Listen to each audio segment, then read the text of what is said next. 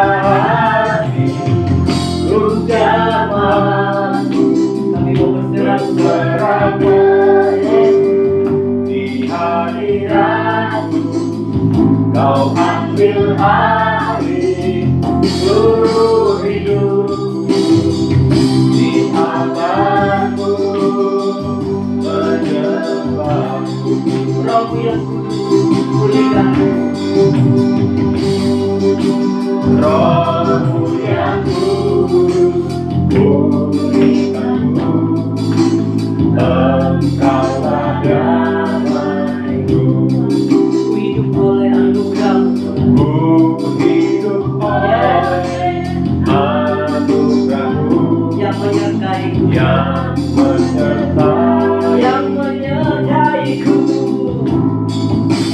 yang menyertaiku. Kita akan bersama-sama membuka hatiku, buka hati ucapanku, berserah di hadiratmu. Kau ambil alih seluruh hidupku, di tanganmu menyembahku. Buka hati ucapanku, berserahmu di hadiratmu. Kau ambil alih seluruh hidupku, di tanganmu menyembahku.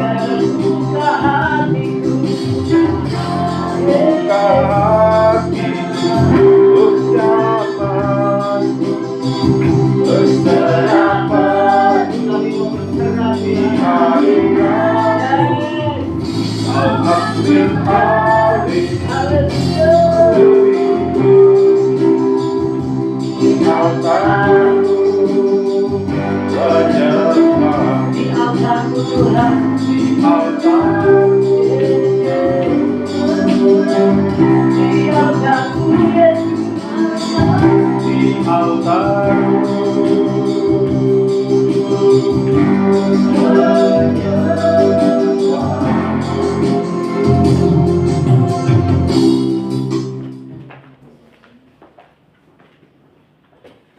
Mari kita bangkit berdiri saudara yang kasih.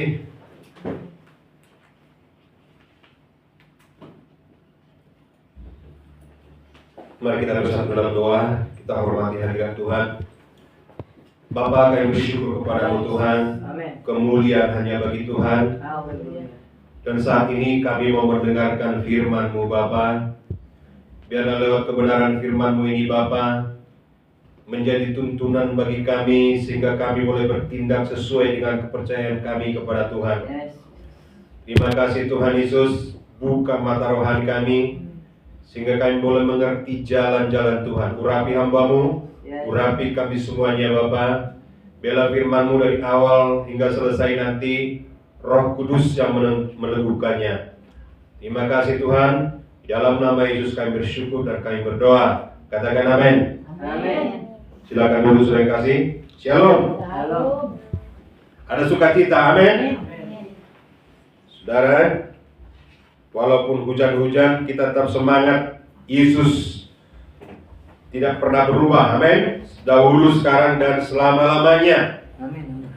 Minggu lalu kita telah mendengarkan firman Tuhan tentang mendobrak kemustahilan, bagian yang pertama. Dan saat ini saudaraku masih sambungan daripada firman Tuhan minggu yang lalu, yaitu tentang mendobrak kemustahilan bagian yang kedua. Firman Tuhan berkata, saudara yang kasih, tidak ada yang mustahil bagi Tuhan. Amin. Tidak ada yang mustahil bagi Tuhan. Apa yang tidak mungkin bagi manusia, itu mungkin bagi Tuhan. Ya. Jadi saudaraku, kita tidak perlu ragu akan janji Tuhan itu digenapi, baik dalam kehidupan kita maupun juga saudara yang kasih di dalam situasi-situasi yang kita hadapi di sekeliling kita, dan untuk melihat kekuasaan Tuhan itu, saudara yang kasih, kita boleh melihat apa yang terjadi saat ini itu telah diceritakan oleh hamba-hamba Tuhan terdahulu, nabi-nabi terdahulu, sebelum segala sesuatu terjadi. Jadi semua telah diceritakan, saudara yang kasih. Ada satu peristiwa, saudara yang kasih, di mana Yesus berkata, tidak ada yang mustahil bagi orang yang percaya. Kalau selama ini kita dengar firman Tuhan, tidak ada yang mustahil bagi Tuhan. Tapi saat ini kita dengarkan firman Tuhan, tidak ada yang mustahil bagi orang yang percaya. Ya, jadi kalau saudara orang yang percaya kepada Tuhan, saya orang yang percaya kepada Tuhan, dan firman Tuhan berkata, tidak ada yang mustahil bagi kita, bagi saudara, dan juga bagi saya. Amin. Mari baca Alkitab saudara dari Markus 11 ayat 20 sampai 26.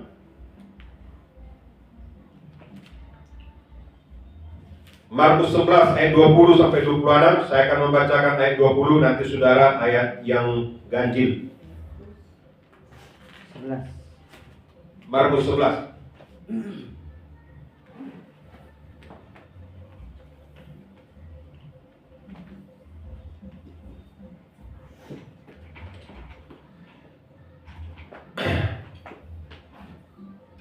Sudah dapat semua?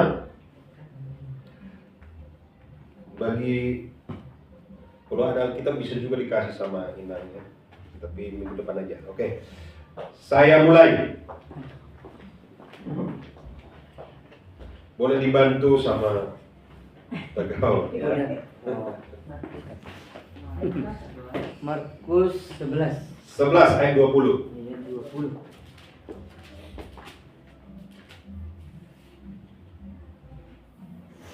Amin. Saya bacakan, nanti saudara ayat yang ganjil. Pagi-pagi ketika Yesus dan murid-muridnya lewat, mereka melihat pohon ara tadi sudah kering sampai ke akar-akarnya. Saudara, maka teringatlah Petrus akan apa yang telah terjadi. Lalu ia berkata kepada Yesus, Rabi, lihatlah, pohon ara yang kau kutuk itu sudah kering. Yesus menjawab mereka, percayalah kepada Allah. Aku berkata kepadamu, sesungguhnya barang siapa berkata kepada gunung ini, beranjaklah dan tercampaklah ke dalam laut, asal tidak bimbang hatinya, tetapi percaya bahwa apa yang dikatakannya itu akan terjadi, maka hal itu akan terjadi baginya. Karena itu aku berkata kepadamu, apa saja yang kamu minta dan doakan, percayalah bahwa kamu telah menerimanya, maka hal itu akan diberikan kepadamu. Dan jika kamu berdiri untuk berdoa, ampunilah terdahulu sekiranya ada barang sesuatu dalam hatimu terhadap seseorang, supaya juga Bapamu yang di surga mengampuni kesalahan-kesalahanmu. Tetapi jika kamu tidak mengampuni, maka Bapamu yang di surga juga tidak akan mengampuni kesalahan-kesalahan. Saudara yang kasih, tidak ada yang mustahil bagi orang yang percaya. Amin. Dalam Markus 11 ayat 23 dikatakan, aku berkata kepadamu, sesungguhnya barang siapa berkata kepada gunung ini. Firman Tuhan ini tidak berkata, sesungguhnya barang siapa berdoa kepada gunung ini, beranjak dan tercampaklah ke dalam laut, asal tidak bimbang hatinya tapi percaya, maka itu jadi padanya. Bukan dikatakan berdoa. Perhatikan ayat firman Tuhan ini. Tetapi firman Tuhan ini berkata, sesungguhnya barang siapa berkata kepada gunung ini. Beda berkata dengan berdoa. Kalau berkata berarti memerintah. Barang siapa memerintah kepada gunung ini diperintah pindah dari tempat ini ke seberang sana, asal tidak bimbang hatinya, tetapi percaya maka itu akan jadi baginya. Amin. Asal tidak bimbang hatinya. Yesus berkata demikian di hadapan murid-muridnya. Kepada siapakah Yesus berkata demikian? Kepada murid-muridnya. Amin. Ya. Jadi, mengapa Yesus berkata demikian di hadapan murid-muridnya? Sebenarnya, saudaraku, Yesus mau mengajari murid-muridnya bagaimana sebenarnya berkata dengan iman, berbicara dengan iman. Ya. Sebab sebelum kejadian itu terjadi, saudaraku, mereka pulang dari pelayanan dari Betania. Ya.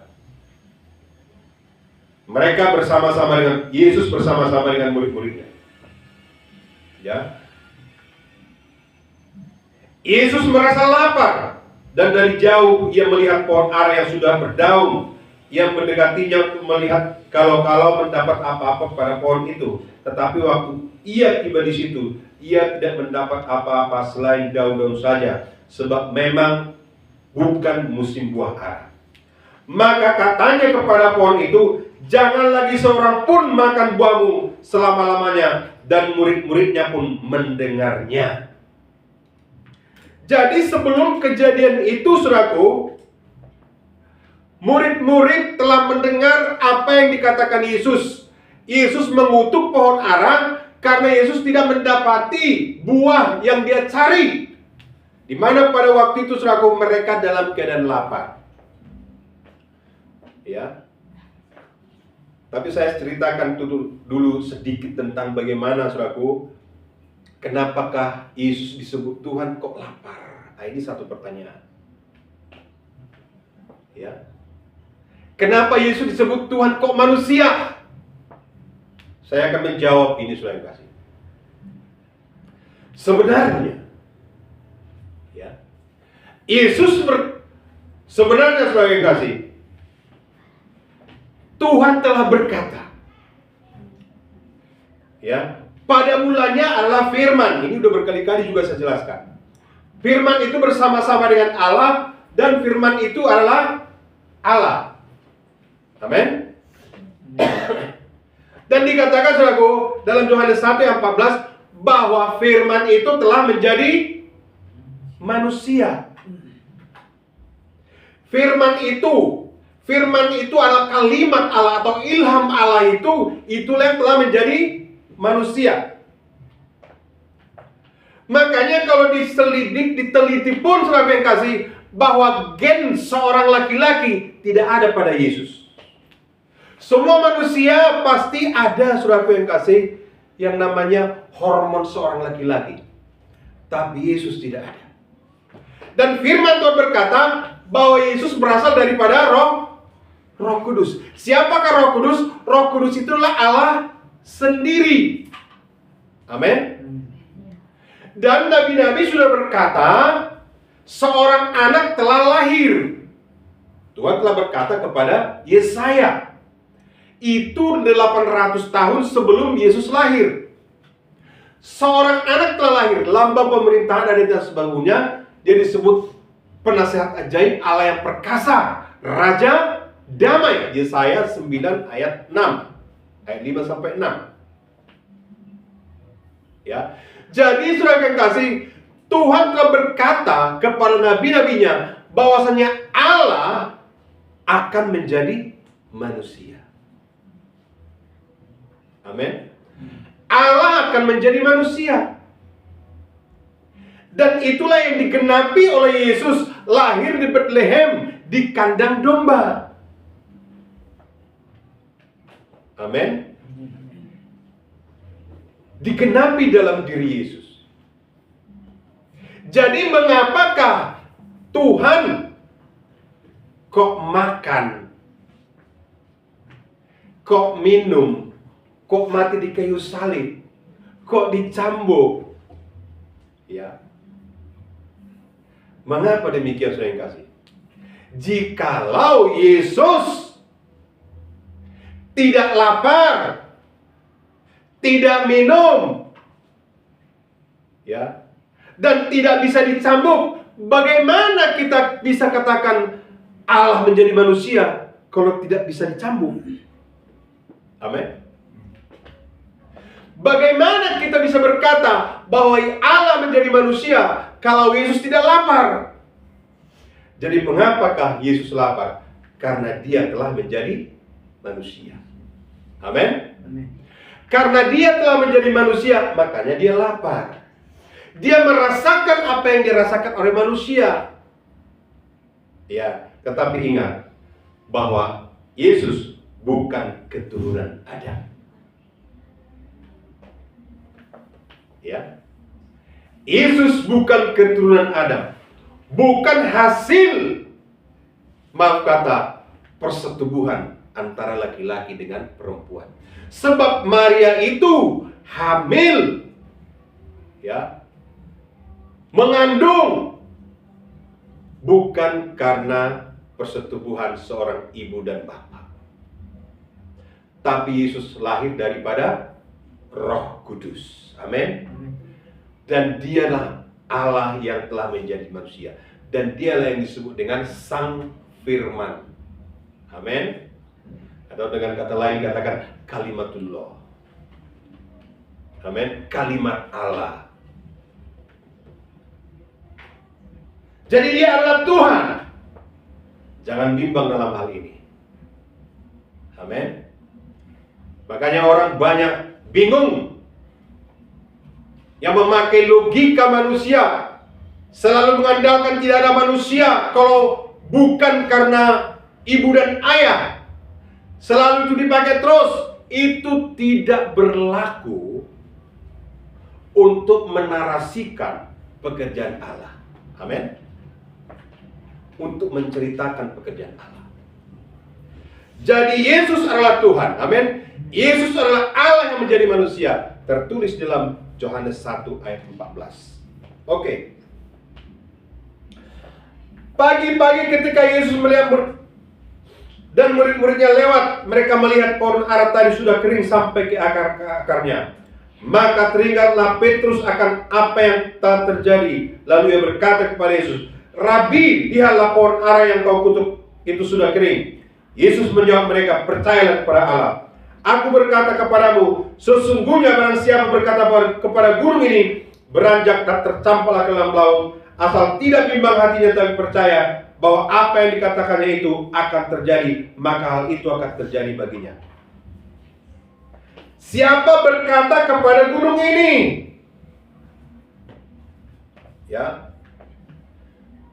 Beranjak dan tercampaklah ke dalam laut, asal tidak bimbang hatinya tapi percaya, maka itu akan jadi baginya. Saudara orang percaya, saya orang percaya.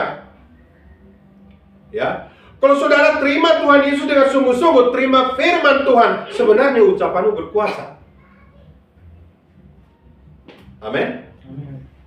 Kalau ada Yesus di dalam dirimu, ada Roh Allah dalam dirimu, sebenarnya ucapan kita berkuasa. Tapi seringkali kita tidak sadar, sehingga kita pun berbicara dengan sembarangan.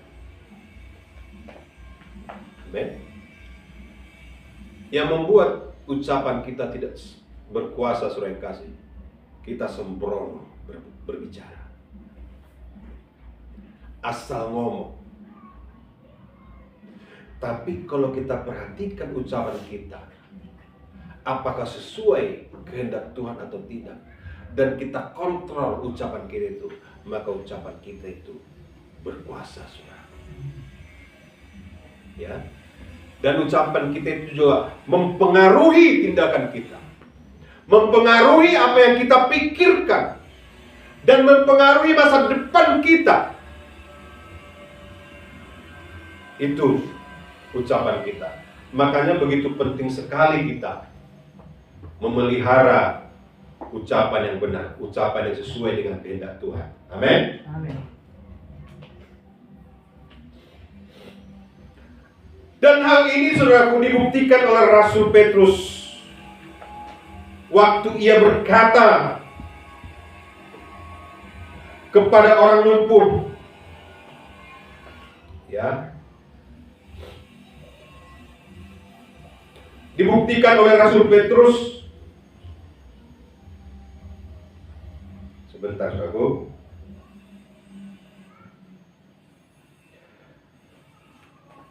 Dalam Kisah Rasul ayat 3, Kisah Rasul pasal 3 ayat 1, saya bacakan kepada saudara. Pada suatu hari menjelang waktu sembahyang, yaitu pukul 3 petang, naiklah Petrus dan Yohanes ke bait Allah. Di situ ada seorang laki-laki yang lumpuh sejak lahirnya, sehingga ia harus diusung tiap-tiap hari. Orang itu diletakkan dekat pintu gerbang bait Allah yang bernama Gerbang Indah, untuk meminta sedekah kepada orang yang masuk ke bait Allah. Ketika orang itu melihat bahwa Petrus dan Yohanes hendak masuk ke bait Allah, ia meminta sedekah. Seorang lumpuh meminta sedekah. Mereka menatap dia dan Petrus berkata, "Lihatlah pada kami." Lalu orang itu menatap mereka dengan berharapan akan mendapat sesuatu dari mereka. Tetapi Petrus berkata, "Emas dan perak tidak ada padaku, tetapi apa yang kupunyai kuberikan kepadamu. Dalam nama Yesus Kristus orang Nazaret itu, berjalanlah." Amin. Begitu berkuasanya ucapan Rasul Petrus itu. Yang diharapkan oleh yang meminta-minta itu, ada kemungkinan adalah uang ataupun barang-barang yang lain yang bisa dipergunakan, yang bisa dijual oleh yang meminta-minta orang lumpuh itu. Ya. Tetapi Petrus menatap orang itu dan berkata, "Emas dan perak tidak ada padaku, tapi apa yang ada padaku kuberikan kepadamu." Apa yang ada pada Petrus? Yang ada pada Petrus adalah firman Tuhan. Amin. Yang ada pada Petrus adalah ucapan iman yang kuat. Dan dia berkata kepada orang lumpuh itu, "Di dalam nama Yesus bangkit dan berjalan." Karena memang sebenarnya yang paling dibutuhkan oleh orang yang lumpuh itu bukanlah uang itu, tetapi apa? Kesembuhan. Amin. Kesembuhan. Begitu berkuasanya ucapan dari Rasul Petrus itu. Dan dia berkata, "Emas dan perak tidak ada padaku, tetapi apa yang ada padaku kuberikan kepadamu. Dalam nama Yesus bangkit dan berjalanlah." Dan orang lumpuh itu pun berjalan. Amin. Apa yang ada pada Petrus pada waktu itu? Yang ada pada Petrus adalah Roh Allah. Amin. Ada Roh Kudus. Amin. Ya. Saudara terima Tuhan Yesus, saudara ada Roh Kudus. Saudara adalah orang yang berkuasa, saudara tidak sadar. Sebenarnya kalau apa yang saudara katakan itu, kalau saudara sadar ada Roh Kudus ada bersama-sama dengan saudara, ya, maka iman saudara akan dikuatkan dan saudara tidak sembarangan bicara. Amin. Jadi saudaraku, ini ucapan dari Rasul Petrus. Tadi Yesus berkata, "Barang siapa berkata kepada gunung ini beranjak dan tercampaklah ke dalam laut, asal tidak bimbang hatinya dalam percaya, maka hal itu akan jadi baginya." Dan itu dipraktekkan oleh Rasul Petrus. Dia berkata kepada orang lumpuh itu, "Bangkit dan berjalanlah." Maka orang lumpuh itu pun bangkit dan berjalan.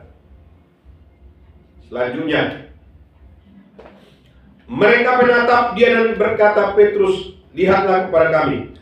Lalu orang itu menatap mereka dengan harapan akan mendapat sesuatu dari mereka.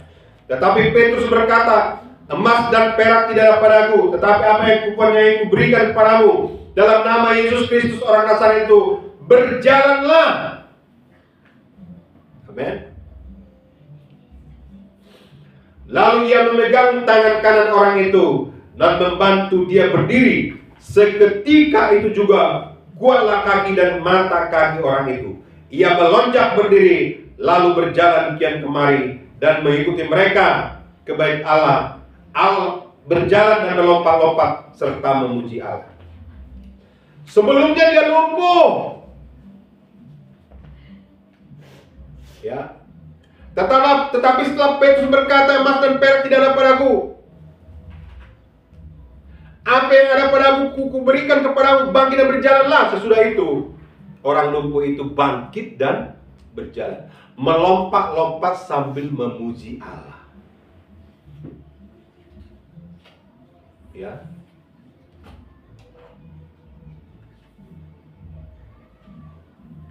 Seluruh rakyat di situ melihat dia berjalan sambil memuji Allah. Mereka mengenal dia sebagai seorang biasa yang dulu meminta sedekah di gerbang bait Allah, sehingga mereka takjub dan tercengang tentang apa yang telah terjadi padanya. Takjub orang, saudara yang kasih. Saatnya orang takjub melihat pelayanan kita. Amin. Saatnya kita melihat kuasa Tuhan.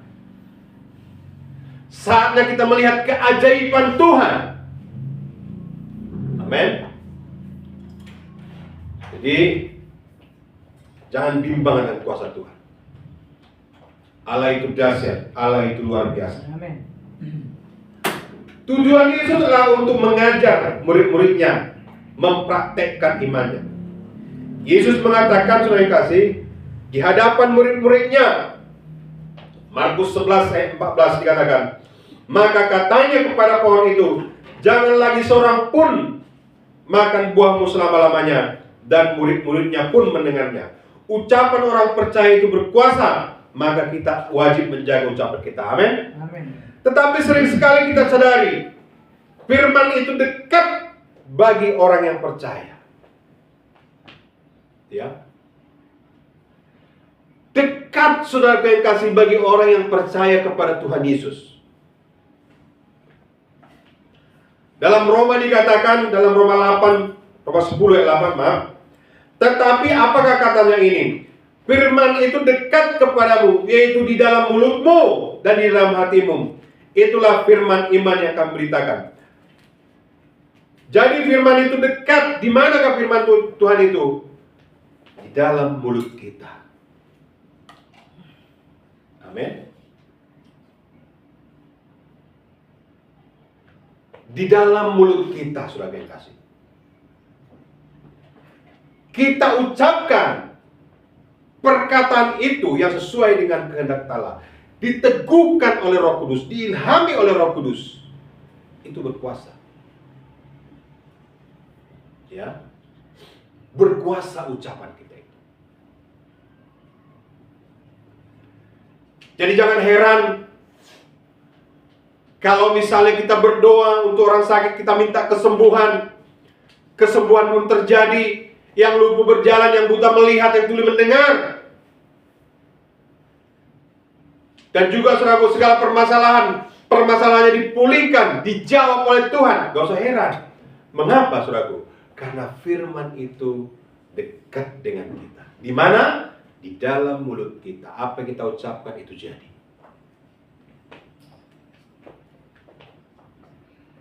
Amin.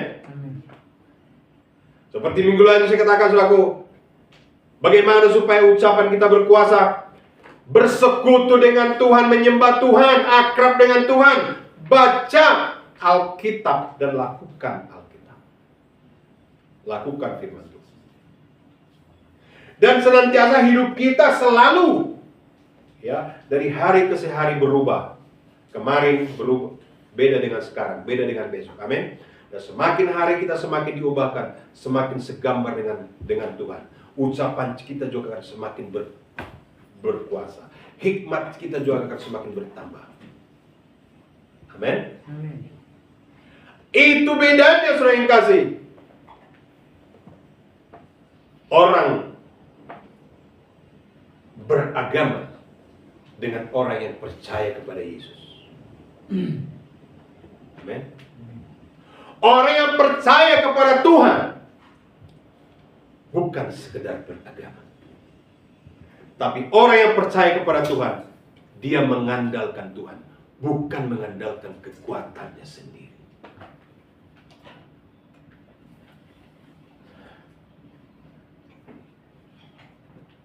Saudaraku, perkataan kita sebaiknya adalah firman Tuhan. Dan urapan itu akan semakin nyata yang ditandai dengan ucapan yang berkuasa, seperti Petrus berkata, emas dan perak tidak ada padaku, tetapi ucapan iman kepada Tuhan Yesus, oleh iman itulah orang lumpuh itu sembuh. Amin. Kita dianjurkan untuk mempercayai yang kita minta kepada Tuhan. Ya. Kita mempercayai kalau kita sudah minta, jangan lagi bimbang apa yang kita minta itu. Amin. Bukan melihat dengan mata badani, tetapi dengan mata rohani kita, yaitu iman kita. Jadi iman itu tidak tergantung dari panca indera kita ini, apa yang kita lihat. Ya, misalnya saudaraku, seorang sakit, sakitnya sakit parah. Ya. Kalau dokter berkata, analisa dokter berkata, tidak mungkin sembuh. Itu analisa dokter itu adalah kenyataan. Amin. Fakta. Menurut analisa dia begitu. Misalnya kanker yang sudah stadium 4, gak mungkin sembuh kata dokter. Itu menurut dokter tidak sembuh. Itu kenyataan, itu fakta. Amin. Tetapi firman Tuhan adalah kebenaran. Amin. Pegang kebenaran firman Tuhan. Amin. Kalau Tuhan sudah berkata, ya, tidak ada yang mustahil bagi Tuhan, tidak ada yang mustahil bagi Allah, pegang firman Tuhan itu. Jadi walaupun menurut fakta dokter gak mungkin sembuh, tetapi kita pegang kebenaran. Amin. Supaya kita bisa melihat mujizat itu, maksud saya, supaya kita melihat kuasa Tuhan itu bekerja, supaya kita bisa melihat perubahan hidup kita, dan juga termasuk perubahan ekonomi dan juga cara pikir kita.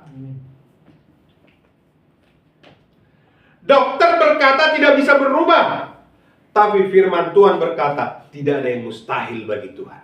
Pegang firman Tuhan. Amin. Pegang firman Tuhan. Ya. Jadi Markus 11 ayat 24 dikatakan, karena itu aku berkata kepadamu, apa saja yang kamu minta dan doakan, percayalah bahwa kamu telah menerimanya, maka hal itu akan diberikan kepadamu. Firman Tuhan berkata, saudara yang kasih, percayalah bahwa kamu telah menerimanya, bukan akan menerimanya. Periksa firman Tuhan itu. Markus 11 ayat 24. Karena itu aku berkata kepadamu, apa saja yang kamu minta dan doakan, percayalah bahwa kamu telah menerimanya. Jadi kalau disebut telah menerimanya, berarti kita sukacita. Amin. Walaupun menurut kenyataan, menurut analisa dokter, sakit, susah sembuh. Tetapi firman Tuhan berkata, percayalah bahwa kamu telah menerimanya. Berarti seolah-olah kita sudah sembuh. Amin. Seolah-olah kita sudah berhasil. Kita sudah bertindak. Kita sudah melihat bagaimana Tuhan, janji Tuhan itu jadi kepada kita. Apa salah satu contoh menjadi janji Tuhan, saudaraku? Kalau janji Tuhan, saudaraku, kita menjadi orang yang bijaksana. Kita menjadi orang yang terpandang, orang yang diberkati. Kalau itu sudah dijanjikan Tuhan kepada kita, mari pegang itu. Jangan lihat kenyataan sekarang. Amin. tapi lihat pekerjaan Tuhan dengan mata rohani, dengan iman kita.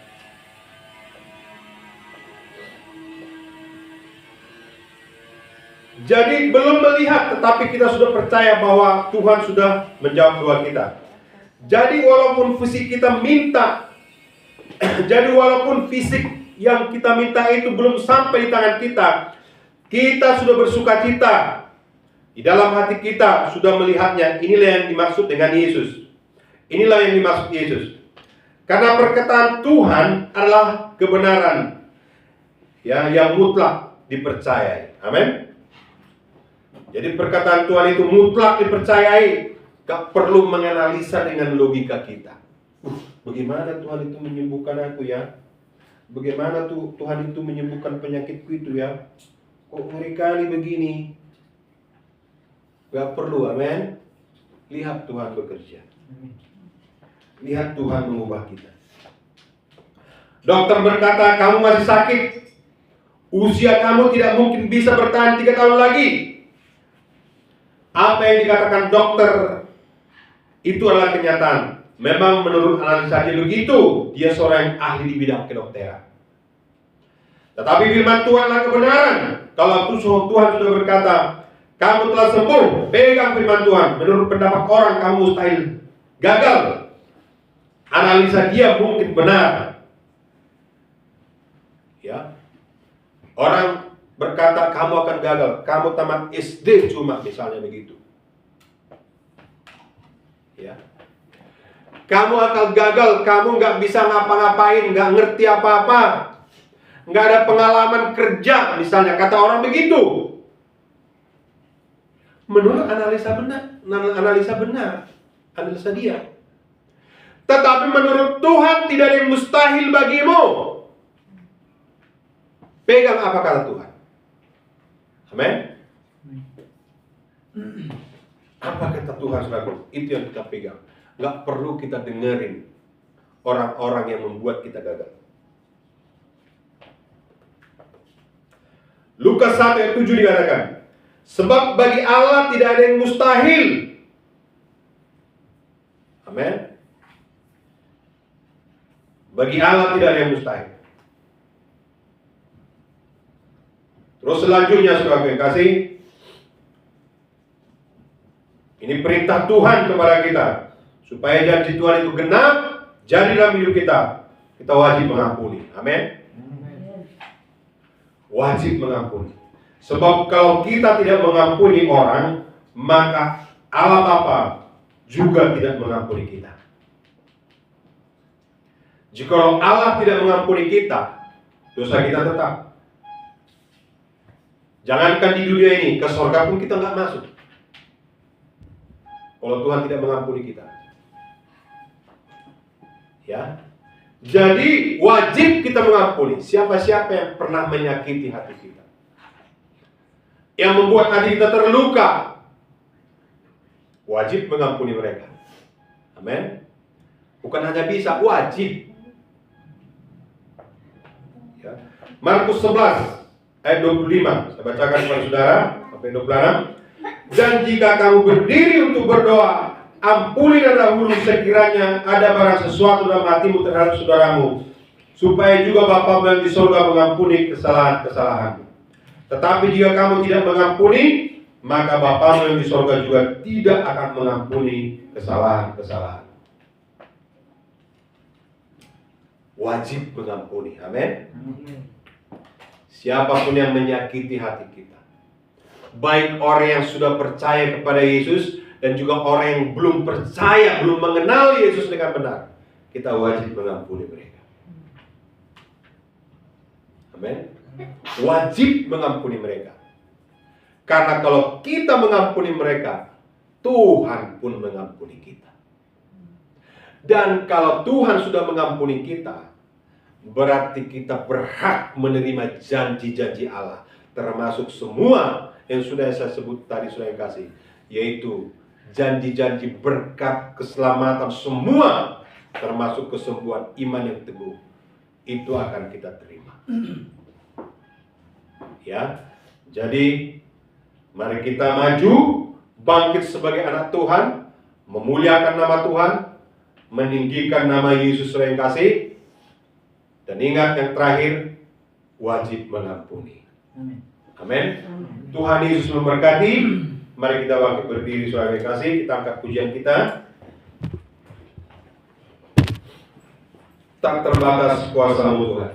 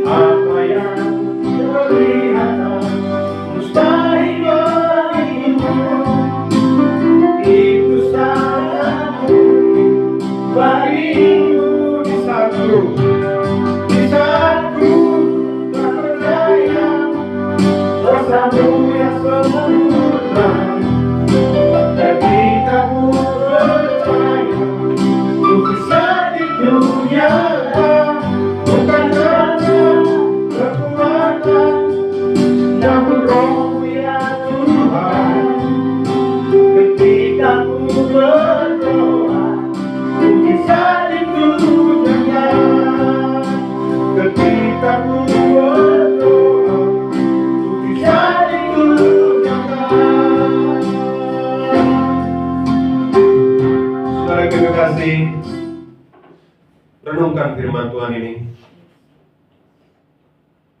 Apapun menjadi pergumulan dan persoalan pribadi kita, serahkanlah kepada Tuhan. Jangan takut, jangan khawatir.